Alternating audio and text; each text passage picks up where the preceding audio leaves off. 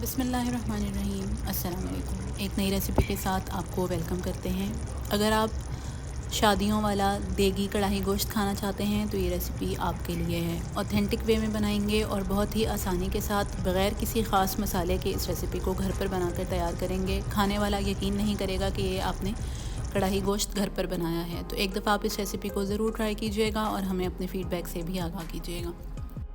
1 kilo गोश्त की देगी कढ़ाई बनाने के लिए मैंने 1 कप तेल शामिल किया है एक पतीली में, और उसमें चंद खड़े मसाले शामिल किए हैं, जिसमें 1 बड़ी इलायची, 2 से 3 छोटी इलायची, 1 चाय का चम्मच ज़ीरा और 1 छोटा टुकड़ा दालचीनी का शामिल है। इसके अलावा कोई दूसरा खड़ा मसाला हमें इसमें इस्तेमाल नहीं करना। साथ ही साथ मैंने 2 बड़े साइज़ के प्याज लिए थे, जो तकरीबन 150 से 200 ग्राम के दरमियान इनका वज़न था। वो स्लाइस करके मैंने इसमें शामिल कर दिया है। हमें इस प्याज को हल्का सा गोल्डन होने तक फ्राई करना है, बहुत ज़्यादा ओवर फ्राई नहीं करना। लेकिन जैसे ही प्याज गोल्डन होना शुरू होगा, यहाँ मैंने इसमें 1 किलो बकरे का गोश्त शामिल कर दिया है, हड्डी वाला। आपकी चॉइस है, आप इसको बीफ में भी बना सकते हैं। प्याज में गोश्त शामिल करने के बाद इसको 1 से 2 मिनट मीडियम हीट रखते हुए हमें पका लेना है कि इसका जो गोश्त का कलर है वो थोड़ा सा चेंज हो जाए। गोश्त का कलर चेंज होगा तो मैंने यहाँ इसमें 1 खाने का चम्मच, जो चावल खाने वाला चम्मच होता है, वो भर के लहसुन अदरक का पेस्ट शामिल किया है। साथ ही साथ इसमें मैंने मसाले शामिल किए हैं, जिसमें 1 खाने का चम्मच लाल मिर्च है, 1 खाने का चम्मच धनिया पाउडर है, 1 चाय का चम्मच हल्दी है और हस्ब ज़ायक़ा नमक मैंने इसमें शामिल कर दिया है। ये तमाम अज्जा शामिल करने के बाद हमें चूल्हा तेज़ करके इसका सारा जो पानी है वो ड्राई कर लेना है और इस मसाले में इस गोश्त को अच्छे से भून लेना है। जैसे ही ये मसाला अच्छे से भुन जाएगा और ऑयल ऊपर आने लगेगा तो मैं इसमें आधा किलो स्लाइस किए हुए टमाटर शामिल कर दूंगी। मैंने ये टमाटर छिलका उतार कर शामिल किए हैं। आपकी चॉइस है, आप छिलका उतारना चाहते हैं तो उतार लें, वरना आप छिलकों समेत भी इन टमाटरों को इस्तेमाल कर सकते हैं। टमाटर डालने के बाद भी हम इसको एक दफ़ा अच्छे से मिक्स करेंगे।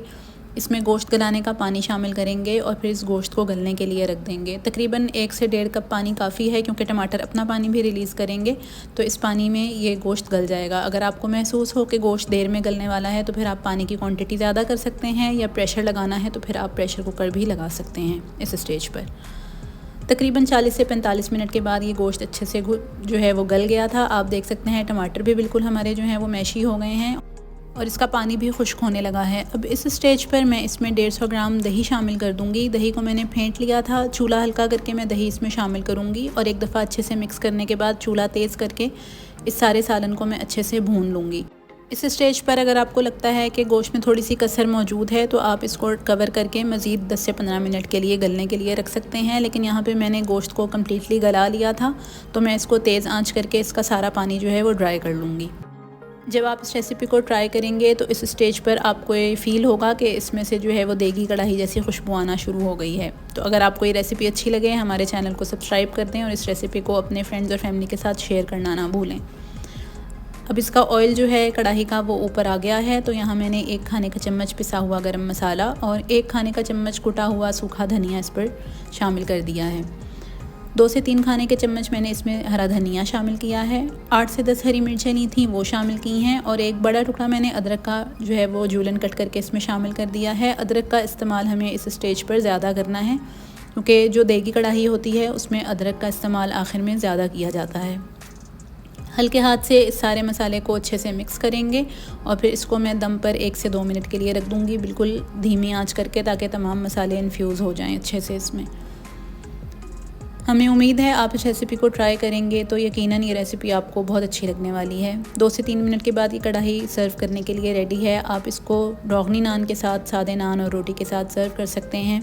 अल्लाह ताला हमारे और आपके रिज़्क़ में बहुत ज़्यादा बरकतें अता फ़रमाए। एक नई रेसिपी के साथ हाज़िर होंगे, तब तक के लिए अल्लाह हाफ़िज़।